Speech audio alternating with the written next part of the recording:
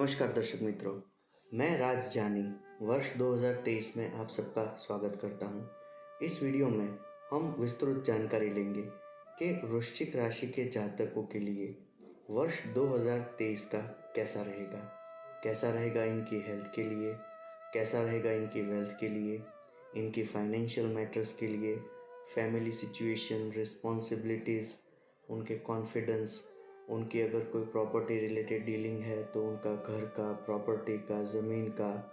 साथ ही में जो बच्चे पढ़ाई कर रहे हैं उनके लिए ये साल कैसा रहेगा, जिनका लव अफेयर रिलेशनशिप है उनके लिए ये साल कैसा रहेगा ये साल आपकी जॉब रिलेटेड, करियर में, ग्रोथ में, प्रोग्रेस में, सक्सेस में। साथ ही में आपकी शादीशुदा ज़िंदगी में जो लोग शादी के लिए प्लानिंग कर रहे हैं तो आपकी शादी के योग कैसे बन रहे हैं। साथ ही में आपकी हेल्थ का, कोई गंभीर बीमारी का, आपके भाग्य का, आपके करियर के ग्रोथ में, एडवांसमेंट में, प्रोग्रेस में, या तो फॉरेन से कोई अपॉर्चुनिटीज़ आपको मिल सकती है कि नहीं, उन सब में कैसा रहेगा। और कैसा रहेगा आपको इस साल आपकी की हुई मेहनत का फल मिलने के लिए। अगर कोई लीगल डिस्प्यूट है, कोई लीगल मैटर्स है, तो इन सब में ये साल आपके लिए कैसा रहेगा, तो इसकी सारी हम जानकारी इस वीडियो में लेंगे। तो ये जानकारी लेने के बाद अगर आपको कोई क्वेश्चन, कन्फ्यूजन या डाउट है तो आप मुझे कॉल या मैसेज भी कर सकते हो। मेरा नंबर है 8128854388, या तो आप मुझे jani1008@gmail.com पे ईमेल भी कर सकते हो। तो सबसे पहले शुरुआत करते हैं कि ये साल 2023 मतलब कि 7 नंबर का केतु से रूल करता है, नेपच्यून से भी रूल करता है। तो जो लोग स्पिरिचुअलिटी क्षेत्र में आध्यात्मिक प्रगति के लिए आगे बढ़ रहे हैं उनके लिए सविशेष महत्वपूर्ण रहेगा। ये साल आपको घूमने फिरने के लिए, कोई तीर्थ क्षेत्र में आप घूमो फिरो, ऐसे भी बहुत अच्छे योग क्रिएट कर रहा है। तो 7 नंबर आपको अपने आप को जानने के लिए, आपके अंदर की रही सृजनात्मकता को समझने के लिए बहुत अच्छे से हेल्प करेगा। तो स्पेसिफिकली जिन लोगों की बर्थ डेट, या तो बर्थ डेट, मंथ और साल का पूरा टोटल 7 के ऊपर आ रहा हो, जैसे कि 7 तारीख हो गई, 16 तारीख हो गया, 25 तारीख हो गई, तो ऐसे लोगों के लिए सविशेष आध्यात्मिक प्रगति कराएगा। फिर हम बात करते हैं कि वृश्चिक राशि के जो लोग जातक हैं उनके लिए इस साल 3 प्लैनेट की ट्रांजिट जो है वो सविशेष महत्वपूर्ण रहेगी, जिसमें पहली है शनिदेव की, दूसरे नंबर पे हम देखेंगे गुरुदेव की, और तीसरे नंबर पे आएगी राहु देव की। केतु भी उनके साथ ट्रांजिट चेंज करेगा, बट हम इस वीडियो में राहु से रिलेटेड डिस्कशन ज़्यादा करेंगे। तो सबसे पहले हम डिस्कस करेंगे कि वृश्चिक राशि के जातकों के लिए 17 जनवरी से शनि देव की साढ़े साती चालू हो जाएगी। तो साढ़े साती में वृश्चिक राशि के जो जातक है उनके लिए ढैया का फेज चालू हो जाएगा। तो वृश्चिक राशि के जो जातक है उनके लिए ढैया मतलब कि 2.5 साल की पनौती, शनिदेव आपके चतुर्थ स्थान में आएंगे। तो जैसे कि आप जानते हो कि अपनी ही मकर राशि से चेंज होके अपनी ही कुंभ राशि में आके उनकी 3 दृष्टियाँ पड़ेगी। पहली जो है वो 6ठे स्थान पे 3 नंबर की दृष्टि पड़ेगी, दूसरी दृष्टि 10वें स्थान पे 7 नंबर की दृष्टि पड़ेगी, और 10वीं दृष्टि फर्स्ट हाउस में लग्न स्थान में आपके चंद्रमा के ऊपर पड़ेगी। तो जब तक आपको ढैया का फेज रहेगा तब तक आपको एक तो व्हीकल चलाने में खास ध्यान रखना है, पैरों में दर्द ना हो तो उसके लिए थोड़ा ध्यान रखना है, या गिरने से पैरों पे ज़्यादा चोट लग सकती है तो उसके लिए आपको अलर्ट रहना है। ये साल में शनि देव की जो तीसरी दृष्टि है 6ठे स्थान पे है, तो आपको अपने हित शत्रुओं से भी थोड़ा सावधान रहना पड़ेगा। खास करके आपके ऑफिस पॉलिटिक्स में आपको कोई नेगेटिव इफ़ेक्ट ना आए, उसके लिए आपको सविशेष ध्यान रखना पड़ेगा। ये चीज़ आपके लिए इम्पोर्टेंट है। फिर शनि देव की तीसरी और जो मेन 10 नंबर की दृष्टि है वो फर्स्ट हाउस में चंद्रमा के ऊपर पड़ेगी।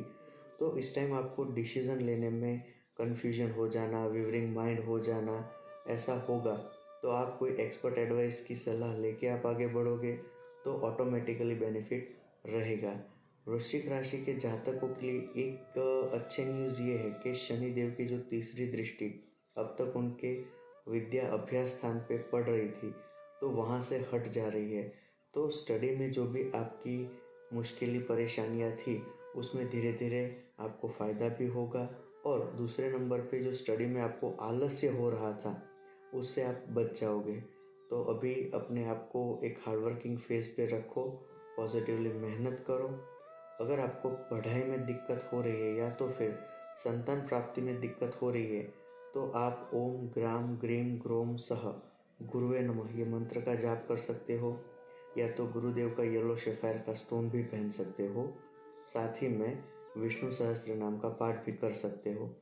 तो इससे ऑटोमेटिकली आपका स्टडी का, फाइनेंशियल प्रॉब्लम्स का सारा सल्यूशन आ जाएगा।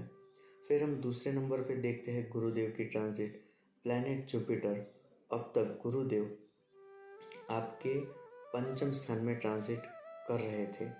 तो वहाँ से गुरुदेव अपनी जो खुद की राशि है मीन राशि, वहाँ से मित्र मंगल की मेष राशि में ट्रांजिट करेंगे 22 अप्रैल को। तो गुरुदेव की छठे स्थान पे ट्रांजिट होना आपको स्टडी में भी बेनिफिट कराएगा। छठे स्थान पे बैठ के उनकी जो 3 दृष्टियां है, एक आपके कर्म स्थान पे पड़ेगी तो जिन लोगों को फादर के हेल्थ संबंधी प्रश्न परेशानियां है उनमें सोल्यूशन आएगा। साथ ही में जॉब में नई कोई दिशा खुलना या फिर नया कोई ट्रांसफ़र प्रमोशन भी आने के अच्छे योग हैं। करियर वाइज आपको बहुत अच्छा बेनिफिट गुरुदेव कराएंगे। और तीसरे नंबर पे जो उनकी दृष्टि है वो है धन स्थान पे पड़ेगी। तो आपके जितने भी फाइनेंशियल प्रॉब्लम्स वाले काम है उनमें फाइनेंशियल बेनिफिट होना, पैसे रिलीज़ होना, किसी को वापस दिए हो तो ब्लॉक हुए फंसे हुए पैसे आपको वापस मिलने के अच्छे योग हो रहे हैं। इस ड्यूरेशन आपको थोड़ा स्टमक रिलेटेड गैस्ट्रिक और एसिडिटी हेल्थ का थोड़ा ध्यान रखना पड़ेगा। तीसरे नंबर पे हम बात करेंगे कि जो राहु देव जो है वो 31 अक्टूबर को चेंज होके अभी आपके छठे स्थान पे है। तो वो मेष राशि से मीन राशि में आपके पंचम स्थान पे आएंगे। तो छठे स्थान से राहु देव का ट्रांसफ़र होना आपको जॉब के लिए बेनिफिट कराएगा। आपके पेट संबंधी या दांतों संबंधी हेल्थ रिलेटेड जो है उसमें अच्छा बेनिफिट कराएगा। साथ ही में राहु देव राशि चेंज करेंगे तो आपके फाइनेंशियल प्रॉब्लम में भी रिलीफ हो जाएगी। लेकिन जो लोग संतान के लिए प्लान कर रहे हैं उनको थोड़ा प्लानिंग के साथ संतान के लिए करना है। और इस ड्यूरेशन में आपको जो मेन कंसर्न रहेगा वो ये है कि संतान संबंधी प्रश्न आपको आए तो आप संतान गोपाल मंत्र का जाप करो या फिर विष्णु सहस्त्र नाम का पाठ करो। उससे आपको ऑटोमेटिकली जो संतान रिलेटेड संबंधी प्रश्न है उसमें और आपके घर के अंदर जो कलेश हो रहे हैं उन सब में पॉजिटिवली बेनिफिट मिलता जाएगा। तो ये 3 प्लैनेट की ट्रांजिट के अलावा ओवरऑल आपके लिए ये साल अच्छा भी रहेगा। आपकी स्पिरिचुअल ग्रोथ के लिए आपको फरवरी महीने में हेल्थ रिलेटेड ध्यान रखना है। जो लोग स्टूडेंट्स हैं उनको हेल्थ की वजह से पढ़ाई में दिक्कत हो सकती है तो उसके लिए थोड़ा ध्यान रखना है। साथ ही में आपकी मैरिज लाइफ के लिए आपको जून जुलाई महीने में पार्टनर के साथ डिस्प्यूट ना हो, गुस्से के ऊपर कंट्रोल रखना पड़ेगा। और तीसरा, अक्टूबर और नवंबर महीने में आपको यात्रा का प्लान कर सकते हो अपने जीवन साथी के साथ।